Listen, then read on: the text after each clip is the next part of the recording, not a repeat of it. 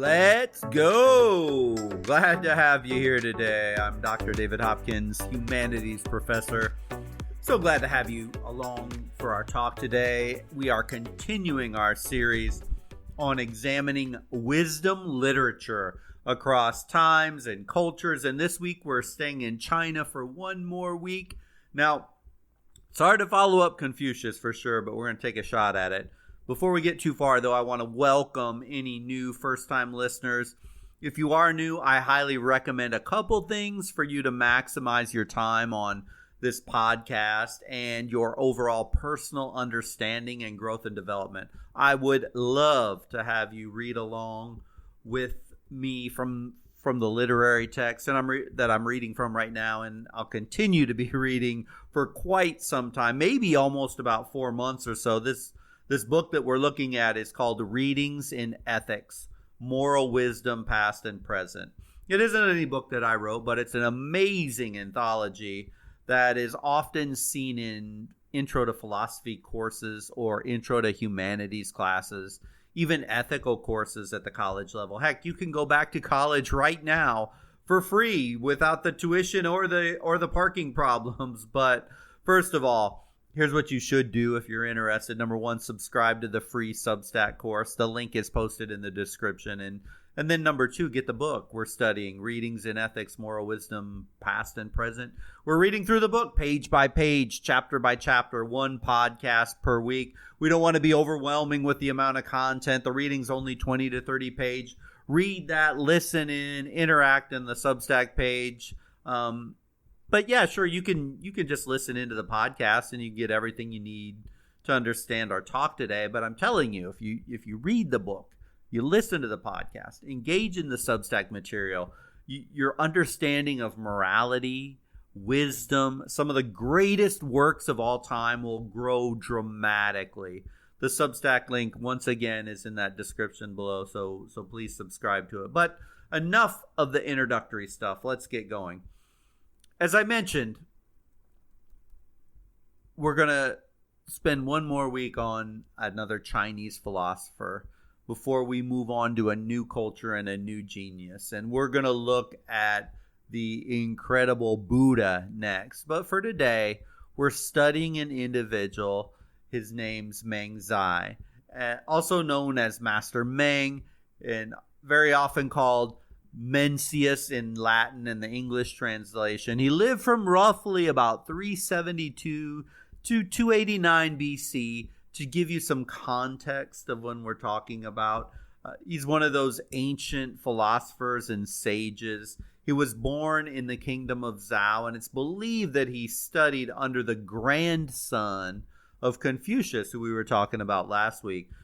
We don't know this for certain, though, and this may have just been some very smart marketing or propaganda to establish his scholarly credibility, since he claimed explicitly to be a follower of the school of Confucius. The truth is, we don't know for certain, and it really doesn't matter all that much, really, for our proposed purpose today, or as far as I'm concerned in general. So He was commonly been called the second sage after Confucius by the Confucians.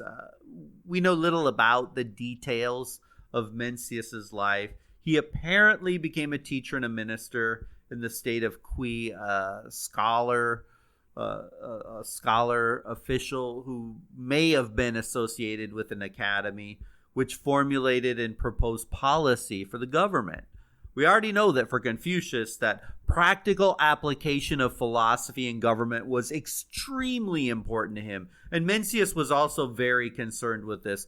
Mencius, he traveled extensively across China, and like Confucius and many other kind of itinerant or traveling scholars, they roamed around and they would offer advice and counsel to princes or nobility or the aristocracy in various states. And Mencius definitely made the rounds across China.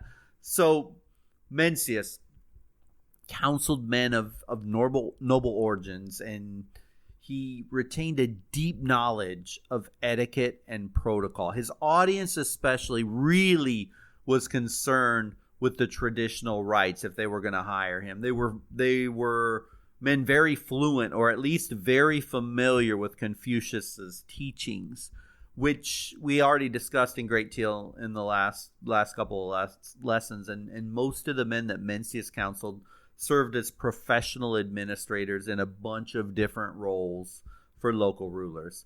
Mencius lived during the Warring States period, when the Chinese social and political order had finally just collapsed into utter chaos, warfare, devastation, and the decline of the Zhao dynasty eroded the authority of the central government, allowing lesser states and principalities that were basically vying for power in this vacuum. So life across the plains of China was a mess. Violence, hunger, distrust, upheaval are just some of the words I could use to describe what life would have been like living during this warring period. And to the thinkers of the time, like Mencius, these struggles suggested that the Zhao rulers had lost their mandate from heaven. This loss was attributed to a more general loss of virtue, which Lao Tse and Confucius before Mencius had already been just lamenting over and over in their readings, and we saw that as we went through the last couple weeks. But the pressing questions for Mencius and other Confucians was how to retrieve the old order and recover the stability of the past. In the thinking of that time, there was a matter of trying or figuring out how to rediscover the Tao, which just needed to be restored. And here, I think we could say Mencius was much like Plato and like other scholars of the time, because Mencius believed that the existing order, it could be redeemed, and hoped to find a ruler who would put his moral and political theories into practice. They were looking for a hero, really. Not a warrior hero, but a virtuous, honest, ethical, political champion that could restore and unite all the people and get back and regain that honor of the prior dynasties. The realities of the time were against Mencius. So no dynamic nor ethical leader ever emerged during his lifetime. And he eventually gave up on the idea of true political reform. And like Confucius, he finally just threw his hands in the air and withdrew to private life. Like many before him, the reality of politics, politicians, and power simply couldn't be reconciled to the hierarchies of corruption and the stratified state of Chinese politics. I'm pretty sure you and my frustrations with politicians and the political mess we have in America can help us appreciate the deep despair and the frustration that Mencius felt living in a state of political upheaval. So the teachings of Mencius have been preserved, especially in the Mencius. The Mencius became one of the 4 books in the Confucian canon, and it is regarded as a definitive source of Confucian doctrine. And it provides us with a very, very well-developed moral theory. The text of the Mencius, which you read in our book, contains numerous conversations between the philosopher Mencius and then various rulers on all manner of topic, with sustained philosophical arguments as the need for a virtuous sage to enter the political scene to rescue the state of affairs in China. Mencius, though, it wasn't like he was just accepted by everybody in the day, of course, and they had political and intellectual enemies as well. His 2 most influential opponents, if you ever wanted to research them, were Mosai and Yangsu. Mosai, M-O-Z-I, and Yangsu, Y-A-N-G-Z-H-U. But Mosai was a social reformer and a radical who preached universal love, and he neglected filial piety, which was so important to Mengzai.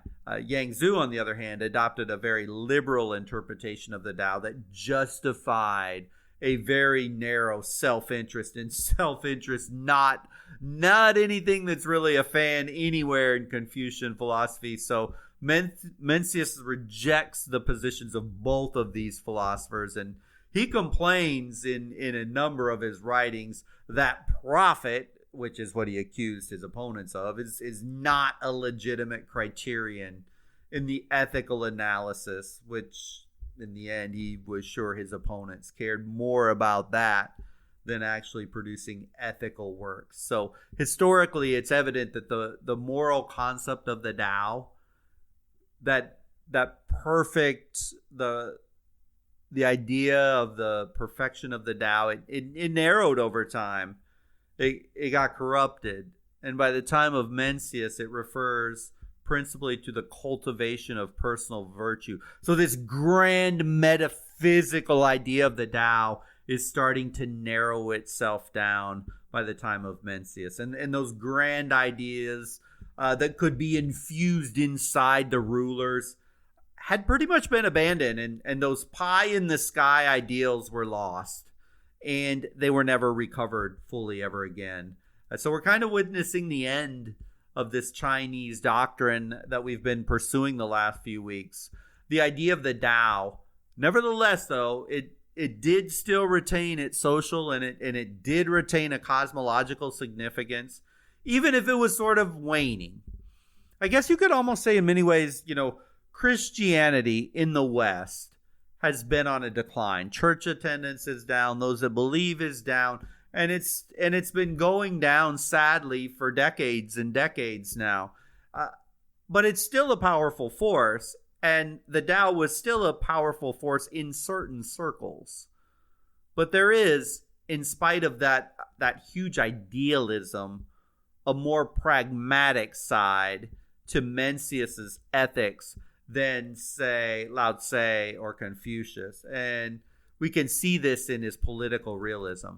Maybe one of the most stark examples of this idea that a ruler who does not respect the principle of reciprocity in his dealings with the people is no longer following the way of a virtuous king and is therefore no longer a legitimate ruler that needed to be removed by force if necessary. So when the killing of the Zhao, the last king of the Shang, happened, for Mencius, this was in one sense a sort of cosmic treason, because the Zhao had become corrupted and lost the mandate of heaven and was no longer a legitimate ruler, and his fate was sealed because of that downfall in his own morality. So the so-called idealism in Mencius's theory is more, I would say, a type of optimism that goes all the way back to the ancient Chinese idea that human beings are at their core good. I want to say that one more time. This idea at the core that human beings are good. So even if at the highest level of government, morality and ethics are lost, seemingly irredeemably lost, that doesn't refute the importance of the Tao or the Confucius ideals.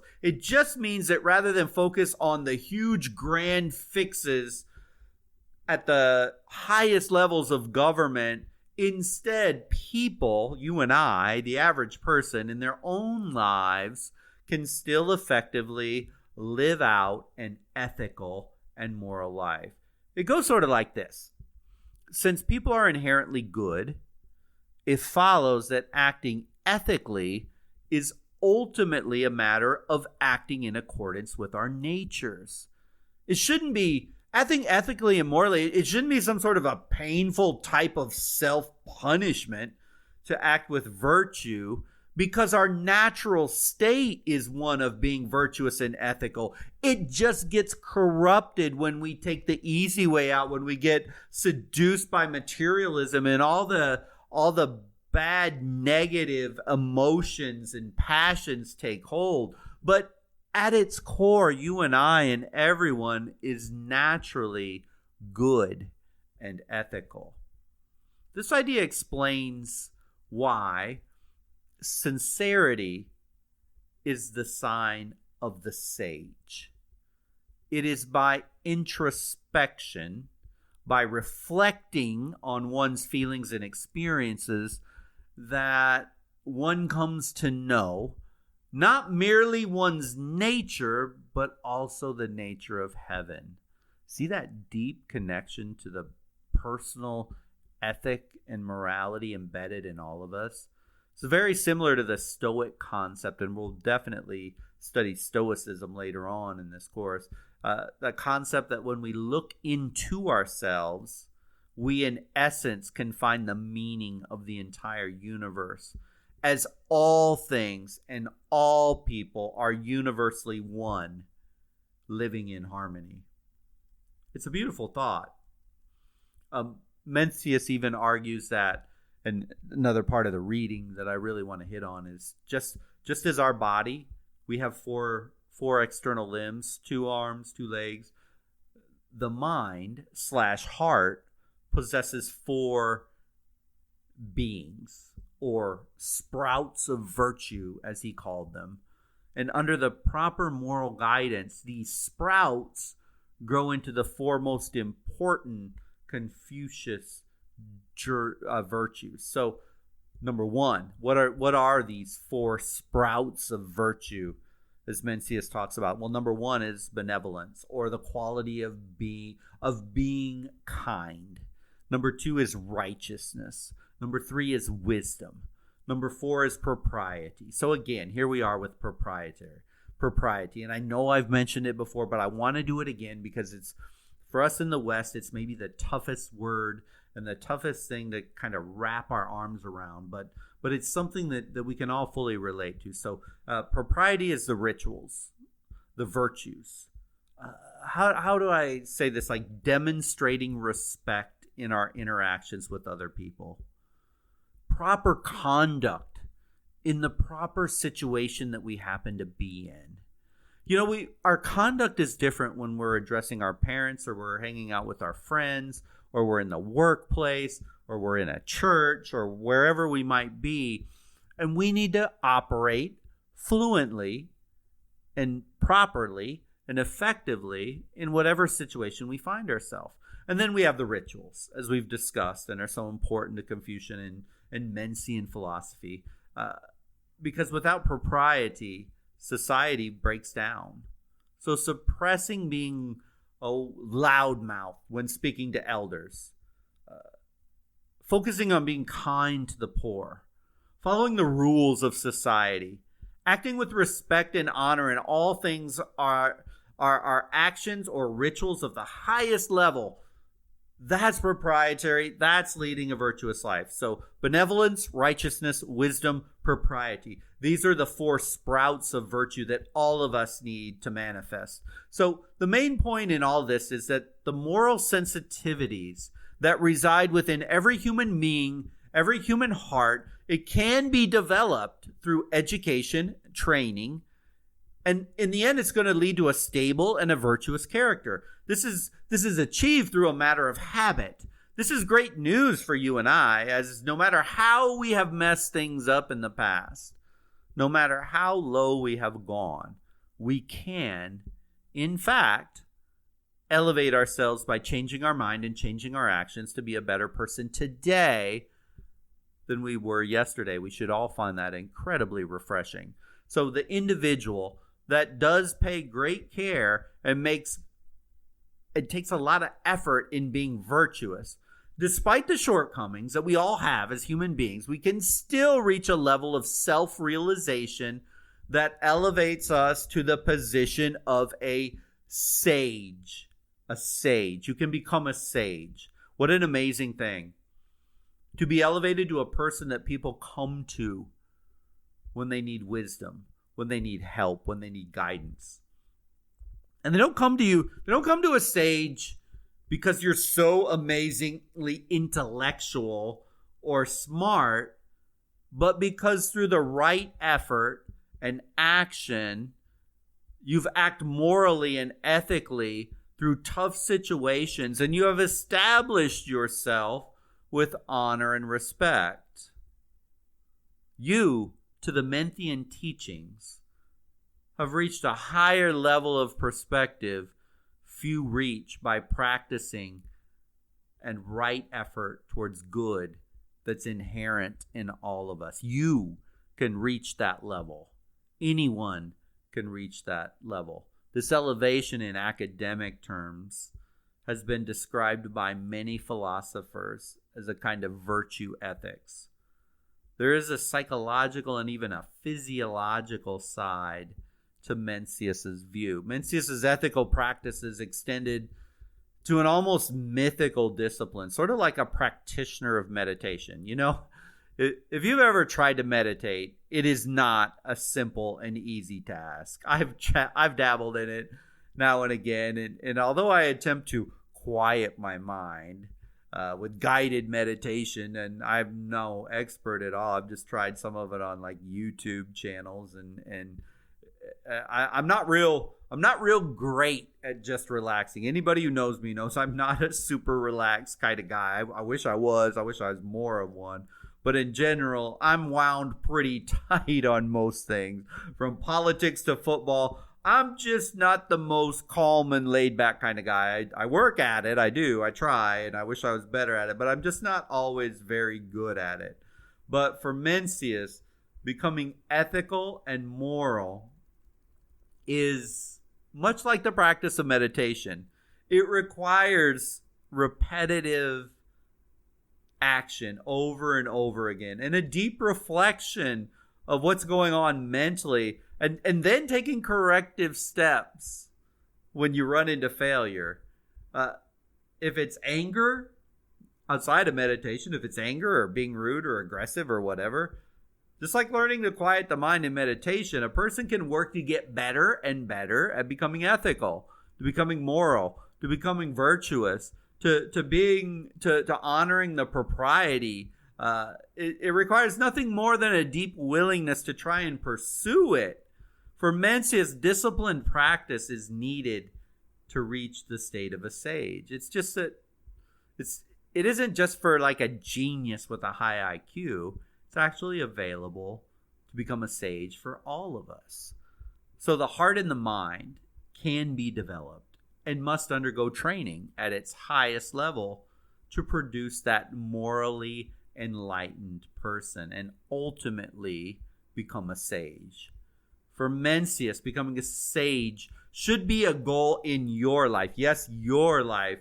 This figure of the sage is prominent in Mencius because for Mencius, the sage has the power to transform the world. If leaders are not sages, catastrophic results are going to happen. In your own life, in your own family, if you're not leading in ethically, morally, and responsibly in your life, catastrophe can fall on your family and your community and in the world that you live. The stakes of the game for operating immorally are high. Very, very, very high.